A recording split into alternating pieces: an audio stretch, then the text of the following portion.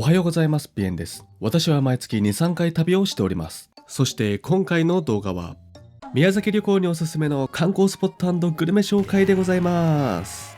宮崎県はこれまでね3回旅行したことがあるんですけど、その時に回ったところから行ってよかった観光スポットとグルメを順番にご紹介していきます。実際に旅行した時の映像でご紹介していくので、ぜひ参考にしてみてください。ちなみにこのチャンネルでは全国を旅する様子や行ってよかった観光スポット紹介を投稿しております。チャンネル登録や高評価で応援していただけるとめちゃくちゃ嬉しいです。そのワンタップが励みになるんです。よろしくお願いいたします。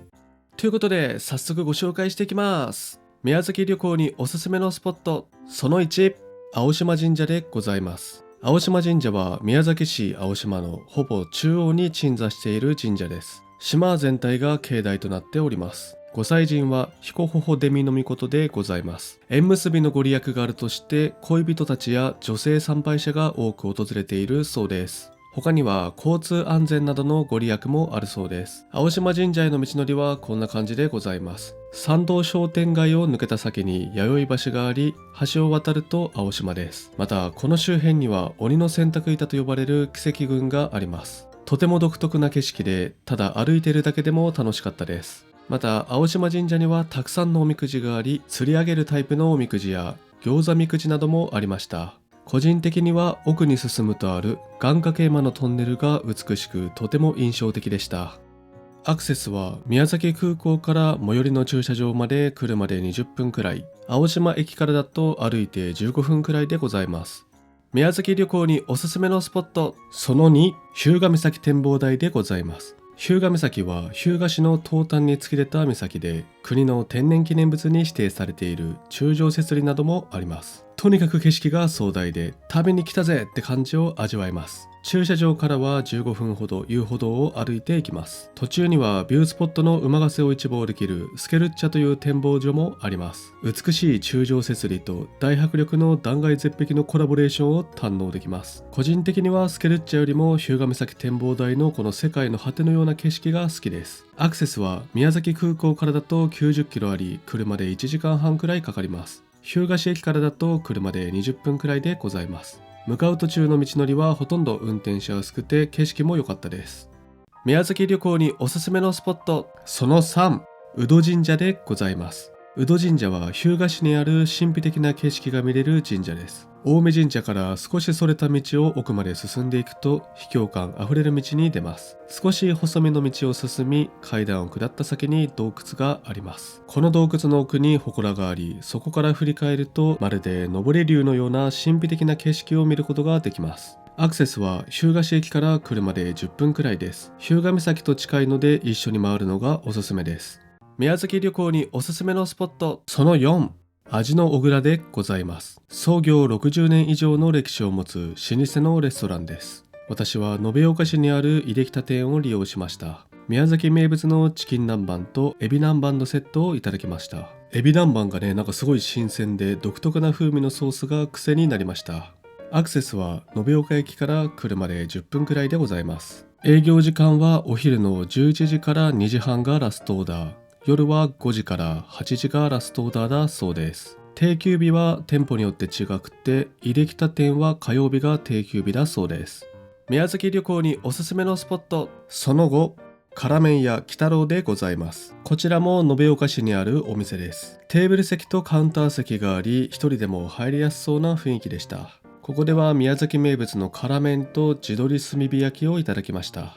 辛麺は味噌醤油ベースで辛みとニンニクの風味がめちゃくちゃうまかったです。そこまで辛くはないので、激辛系よりはピリ辛くらいが好きな人におすすめです。アクセスは延岡駅から車で3分くらい、歩くと15分くらいでございます。営業時間は夜の6時から10時。定休日は現在 Google マップだと月曜日、ホームページだと日曜日なので、事前に電話するのが無難だと思います。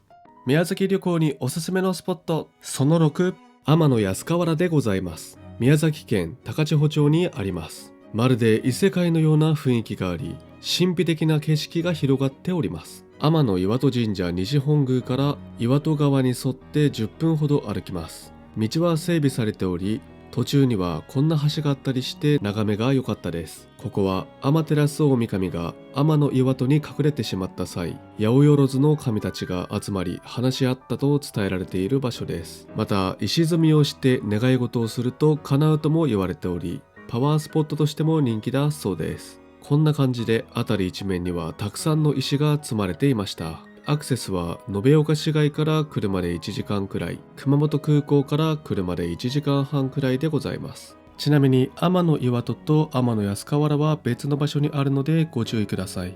宮崎旅行におすすめのスポットその7、天照鉄道でございます。天照鉄道は2005年の台風被害で廃線となった旧高千穂鉄道の施設を利用した大人気アトラクションでございます。このスーパーカートに乗らないと見ることのできない絶景を堪能できます。乗り場から高千穂鉄橋まで往復約5キロ、所要時間は30分でございます。高千穂鉄橋までの間には2つのトンネルがあり、トンネル内では暗闇を生かしたイルミネーションを楽しめます。そしてこの高さ約105メートルある高千穂鉄橋からの絶景が最高でした。12月に行ったんでちょっと寒かったんですけど、寒さを忘れるくらいの迫力です。もうこの景色そのままでも美しいんですけど、それプラスこんな感じでシャボン玉のサービスもありました。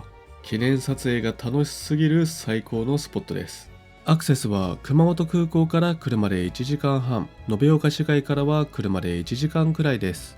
宮崎旅行におすすめのスポットその8、高千穂峡でございます。宮崎県高千穂町にある絶景スポットでございます。多分ですけど、この高千穂峡の景色が見たくて旅行先を宮崎県とかね、熊本に決めた人もね、多いんじゃないでしょうかね。ここは高さ100メートル前後の崖がずっと続いているね、なんとも神秘的な渓谷でございます。阿蘇山の火山活動で噴出した火砕流を五ヶ瀬川が浸食してできたそうです。まさに大自然が生み出した天然のアートでございます。またここにはマナイの滝が流れており、日本の滝100選にも指定されております。展望台からの景色も最高なんですけど、ボートに乗るとさらに近づくこともできます。ただ曜日問わずめちゃくちゃ混んでるので、何回かはぶつかります。この貸しボートは2週間前からウェブサイトで予約することができるそうです。ちなみに私が行ったのは12月のね、冬の平日だったんですけど、3、40分待ちでしたね。料金は時期や曜日で結構変わるみたいです。アクセスは熊本空港からも延岡市街からも1時間半くらいでございます。宮崎旅行におすすめのスポットその9、道の駅高千穂でございます。高千穂観光の日のランチで利用しました。お土産屋さんやレストランがあります。この時はチキン南蛮バーガーとコロッケバーガーをいただきました。新食感で美味しかったので、鶏肉好きの方におすすめです。また駐車場の横には巨大な雨のうずめの命の像があります。アクセスは先ほどの高千穂峡から車で5分くらいの場所でございます。営業日は年中無休だそうで、営業時間は物産館が朝8時半から夕方5時、レストランが10時半から4時だそうです。しかし営業時間など変わる可能性があるそうなので、事前に電話するのがおすすめです。宮崎旅行におすすめのスポットその10、国見ヶ丘展望台でございます。国見ヶ丘は標高約513メートルに位置しており、高千穂盆地を見渡せるとても眺めのいい展望所です。特に9月の下旬から12月上旬の早朝には条件を満たすととても素晴らしい雲海を見ることができるそうです。高千穂で泊まる予定のある方はぜひ早起きして見に行ってみてはいかがでしょうか。アクセスは先ほどの道の駅高千穂から車で10分くらいの場所にあります。宮崎旅行におすすめのスポットその11、荒立神社でございます。芸能と縁結びにご利益があるとされる神社で、芸能人もお忍びで参拝に来ているらしいです。私が参拝した時にはアンミカさんの写真がね、たくさん貼ってありました。また境内には7回打つと願いが叶うと言われている干支の番木などがあります。ご祭神は猿田彦の命、雨のうずめの命でございます。アクセスは道の駅高千穂から車で7分くらいの場所にあります。宮崎旅行におすすめのスポットその12、幸せの鐘でございます。宮崎旅行の時は1日は必ず海沿いドライブをするのですが、その時に毎回立ち寄っているスポットです。海や道の雰囲気がとても良く、記念撮影にもおすすめです。またこんな感じで願い事に合わせて鳴らす回数を変える願掛けのようなものもあります。アクセスは宮崎空港から車で20分くらい、道の駅フェニックスからだと車で5分くらいでございます。宮崎旅行におすすめのスポット、その13、宇戸神宮でございます。宇戸神宮は宮崎県日南市の海岸沿いにあります。色鮮やかな赤塗りの楼門や本殿が特徴的です。本殿は海に突き出た岬の洞窟内に鎮座しており、この階段を下る時の景色がとても珍しく綺麗でした。御祭神は宇賀谷吹会津の命、ご利益は縁結びや安産などだそうです。また宇戸神宮は運玉投げでも有名です。男性は左手、女性は右手で願いを込めて投げ、岩のくぼみに玉が入れば願いが叶うと言われております。そして私が参拝した時は工事の影響で第2駐車場から歩いたのですが、本殿までは約1キロあり、結構歩きました。ただ海沿いの雰囲気がとても綺麗なので、そこまで苦ではなかったです。朝の散歩にもおすすめです。アクセスは宮崎空港からだと車で45分から1時間くらい。ちなみに最後の駐車場までの道がこんな感じで結構細いので運転に注意が必要です。宮崎旅行におすすめのスポット、その14、祇園神社でございます。日南市の海沿いにある神秘的な神社です。先ほどの宇戸神宮からだと車で20分くらいの場所にあります。こちらの神社も洞窟の中に本殿があり、とても神秘的な雰囲気が漂っています。御祭神はスサノオノミコト、櫛灘姫、ご利益は商売繁盛や航海安全、縁結びなどでございます。本殿手前の左右には山田のオロチと水葉の目のミコトが祀られております。また少し奥まで進み、参道から海側を向いた時のこの景色もとても綺麗でした。駐車場は歩いて1分くらいの場所にトイレがあるんですけど、その脇に2台か3台分ほど止めるスペースがあります。宮崎旅行におすすめのスポット、その15、道の駅南郷でございます。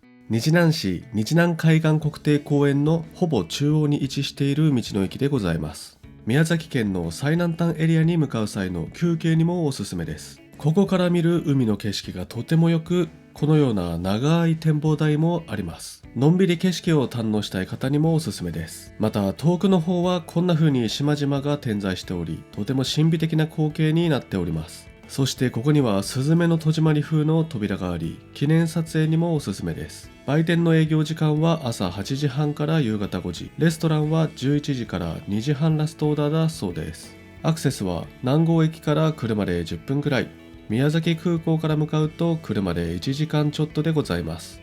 宮崎旅行におすすめのスポット、その16、岬神社でございます。宮崎県の最南端エリア都井岬にある神社です。南国感あふれる雰囲気と大迫力の海の景色が良かったです。拝殿までは駐車場から10分ほど階段を降りていきます。御祭神は上津和田摘の神、中津和田摘の神、底津和田摘の神だそうです。社殿の創建は今から約1300年前だそうで、ご利益は航海安全などでございます。アクセスは宮崎空港からだと2時間くらいかかります。串間駅からだと車で40分くらいでございます。個人的にはこの駐車場からの道のりの雰囲気やここから見る海の景色が良かったです。宮崎旅行におすすめのスポット、その17、都井岬灯台でございます。先ほど同様都井岬にある灯台でございます。岬神社からだと車で5分くらいでございます。こちらは登れる灯台で都井岬の美しい景色を一望できます。ちなみに登れる灯台は日本全国で16カ所しかないそうです。営業時間は朝の9時から夕方4時半だそうです。料金は大人1人300円でございます。ちなみに今ご紹介した灯台や神社がある都井岬はですね、岬馬という野生の馬も生息しております。基本的にどの時期にもここ小松ヶ丘が一番見られるそうです。私が行った時は道路にいることはねあんまなかったんですけど、道の真ん中を歩いていることもあるそうなので運転には注意しましょう。宮崎旅行におすすめのスポット、その18、三滅瀬日南でございます。日南市にある宮崎県で人気のテーマパークでございます。特にこのモアイ像が有名です。他にも人気のフォトスポットがいくつかあります。ちなみにここは結構広くてですね、一番上のエリアまでは坂道や階段が続き、トータルで20分ほど歩いていきます。全体マップはこんな感じになっております。移動用のカートをレンタルすることもできるそうです。個人的には1時間から1時間半くらいあれば記念撮影含めて歩いて回れると思います。とても景色が良くフォトスポットも多いので、カップルや家族での初めての宮崎旅行にもおすすめです。料金は大人1人1000円。営業時間は朝の9時半から夕方5時。最終入園は4時半だそうです。定休日があり、水曜定休だそうです。宮崎旅行におすすめのスポット、その19、三宮峡でございます。小林市にある秘境スポットでございます。大小11の神秘的なトンネルや全長約 1km の遊歩道があります。私は9月に一人旅で観光したのですが、雨が降ってきてしまったのと、この薄暗いトンネルがね、なんか怖くなってしまって、2つ目くらいで引き返してしまいました。ほんと情けないですよね。いつか春の日にリベンジ観光したいと思っております。この川沿いの景観がとても美しく、トンネル付近の雰囲気もまるで異世界につながっていそうな独特な雰囲気が漂っていました。アクセスは宮崎空港から車で1時間半くらい、小林駅からだと車で15分くらいでございます。駐車場までの最後のね500メートルくらいがめっちゃ道細いので、対向車に注意しながら進みましょう。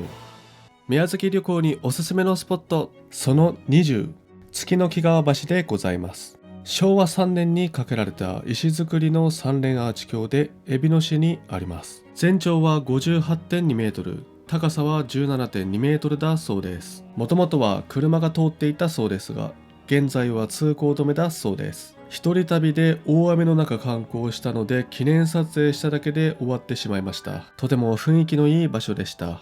橋の上を歩くこともできるそうですが、私が行った時はこんな感じでね、とても歩けるような状況ではなかったです。アクセスは海老の飯野駅から車で15分くらいでございます。宮崎旅行におすすめのスポット、その21、和前春菜土屋でございます。宮崎市街にある飲食店でございます。こちらのお店で夜ご飯で宮崎名物などをがっつりと堪能させていただきました。カウンター席や個室があり、一人でも入りやすいお店です。平日の夜に行きましたが満席だったので、事前予約がおすすめです。そしてメニューはハーフサイズにもできるため、一人でもたくさんの種類の料理を楽しむことができました。チキン南蛮や刺身盛り合わせ、地鶏炭火焼きなどどれも美味しくコスパ最強のお店でした。アクセスは宮崎駅から車で8分くらいの場所にあります。宮崎旅行におすすめのスポット、その22、関の尾の滝でございます。都城市の西側、鹿児島県との県境付近にある滝です。高さは18メートル、幅は40メートルの大迫力の滝です。日本の滝100選にも選定されております。私が観光した時は雨だったこともあり、色は濁っていましたが、とんでもない数量でね、とても大迫力の景色を堪能することができました。こんな感じでちょっと上から見る滝の景色も、橋の真ん中から見る景色も最高でした。また近くには目滝、小滝もあります。私が観光した2025年9月時点では、一部の遊歩道が落石などの影響で通行止めになっていたり、階段を降りた先の遊歩道も倒木していたため散策は諦めました。アクセスは宮崎空港から車で1時間くらい、都城駅から車で20分くらいでございます。宮崎旅行におすすめのスポット、その23、寿司虎東北店でございます。宮崎、熊本、鹿児島を中心に店舗展開を行っている回転寿司でございます。都城市の観光の際にランチで利用しました。個人的にとにかくお寿司が美味しくてコスパ最高のお店でした。店内は活気にあふれており、雰囲気も良く、お寿司も接客も大満足でした。そしてかなりの人気店ですぐに満席になってしまうため、早めの来店がおすすめです。営業時間は11時半からですが、営業開始30分くらい前にこんな感じで発券機がお店の前に置かれるので、こちらで事前に発券しておくと特に待つことなく席に着けました。ちなみに寿司虎は宮崎県内に3店舗あり、都城市と串間市と宮崎市にあります。宮崎旅行におすすめのスポット、その24、高千穂牧場でございます。都城市と鹿児島県霧島市の境目付近にある牧場です。売店やレストラン、軽食やソフトクリームが食べられるフードコートもあります。個人的にはこのコーヒーがめっちゃ美味しかったです。また奥の方まで10分15分ほど歩いていくと丘があり、そこにポツンとあるドアや背景の景色が独特で良かったです。営業時間は朝9時から夕方5時。アクセスは宮崎空港から車で1時間半くらい、鹿児島空港から45分くらいでございます。霧島神宮駅からだと車で10分でございます。宮崎旅行におすすめのスポット、その25、妻霧島神社でございます。この大きな赤鬼が特徴的な神社です。御祭神はイザナギの命、ご利益は航海安全や縁結びなどだそうです。近年はパワースポットとしても知られ、多くの参拝者が訪れているそうです。この神秘的な石段には鬼にまつわる伝説もあるそうです。振り向かずの坂とも言われ、願い事を唱えて一度も振り向かずに登りきることで願いが叶うと言われております。アクセスは宮崎空港から車で1時間くらい、東高崎駅からだと歩いて15分くらいでございます。宮崎旅行におすすめのスポット、その26、桑丸食堂でございます。宮崎市街にあるお店です。宮崎旅行では道民イン宮崎に宿泊していたのですが、ホテルから歩いてすぐだったので夜ご飯で利用しました。メニュー表はこんな感じでございます。チキン南蛮と冷や汁の定食をいただきました。宮崎旅行では何か所かでチキン南蛮を食べたのですが、個人的にはこのお店のチキン南蛮が一番好みの味でした。このタレのね、味っていうか風味っていうかね、めちゃくちゃうまいんですよね。宮崎旅行の時にぜひ食べてみてください。アクセスは宮崎駅からだと歩くと20分くらいかかってしまいます。繁華街やこのホテルのあるエリアからだと歩いて数分で行けます。宮崎旅行におすすめのスポット、その27、道の駅串間でございます。串間市にある道の駅で JR 串間駅から歩いて5分くらいの場所にあります。ちなみに先ほどご紹介した回転寿司寿司トラの串間店が隣にあります。施設内には新鮮な海の幸などを販売している海山マルシェ、レストランの海山食堂があります。そしてここで提供しているブリは黒瀬水産のブリを使用しているそうです。潜水士が生けすに潜り魚の健康チェックを毎日行ったり、 AI や最先端設備を導入して個体管理をしているそうです。私は道の駅串間の食堂で海鮮丼をいただきました。魚と野菜を一緒に食べるタイプの珍しい海鮮丼で、最初は味が全く想像できず心配でしたが、意外と相性が良くとても美味しかったです。またこんな感じでお好みで味変しながら食べられたのもめっちゃ良かったです。海山食堂の営業時間は11時から2時半だそうです。定休日は木曜日だそうです。宮崎旅行におすすめのスポット、その28、蜂の巣公園でございます。清流広渡川のほとり、日南市にある公園です。ここにはキャンプ場やテニスコートなどもあります。私はドライブ旅の休憩や散歩がてらに立ち寄りました。遊歩道を進んでいくと橋があり、ここから見る景色がとても綺麗でした。川の景色が好きな方やのんびり散歩を楽しみたい方にもおすすめです。アクセスは宮崎空港から車で45分くらい、北郷駅から車で5分くらいでございます。宮崎旅行におすすめのスポット、その29、道の駅フェニックスでございます。宮崎市の海沿いにある道の駅です。お土産屋さんや自動販売機、トイレがあります。またとても景色のいい道の駅で、海沿い側には展望台もあります。この展望台からも最初に紹介した青島で見られる鬼の洗濯板を見ることができます。個人的にはこっちの方がより広範囲に見えるので迫力があって良かったです。海沿いドライブの休憩や記念撮影にもおすすめです。アクセスは宮崎空港から車で30分くらいの場所にあります。宮崎旅行におすすめのスポット、その30、宮崎ラーメン響でございます。宮崎空港1階にあるラーメン屋さんでございます。旅の最後に辛麺が食べたくなり利用しました。空港内のお店にしては割と価格がリーズナブルで、提供時間も早く、一人でパパッと食べたい方にもおすすめのお店です。辛麺はしっかり辛くて美味しかったんですけど、しばらく口がヒリヒリしました。ピリ辛というよりは、うわー思ったより辛いなーに近いと思います。ということで今回は宮崎県の観光スポット&グルメ30選を一気にご紹介させていただきました。またこのチャンネルではドライブ旅の様子なども動画にして投稿しております。この動画では紹介していないドライブ中に見つけた絶景スポットなどもございます。ぜひこの機会にチャンネル登録して他の動画もご覧ください。ご視聴ありがとうございます。北海道から沖縄まで日本全国を旅行中。チャンネル登録高評価お願いします。